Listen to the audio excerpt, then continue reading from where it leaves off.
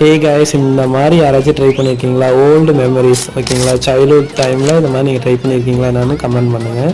குறிப்பாக வீட்டுக்கு தெரியாமல் ட்ரை பண்ணுங்கள், இல்லைனா கண்ணம் பழுத்தம் பார்த்துக்கோங்க.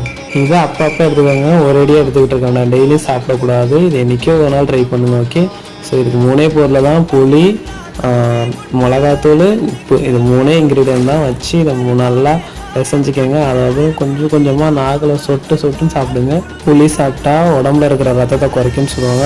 அது எந்த அளவுக்குன்னு எனக்கு கண்டிப்பாக அப்பப்போ ட்ரை பண்ணுங்க.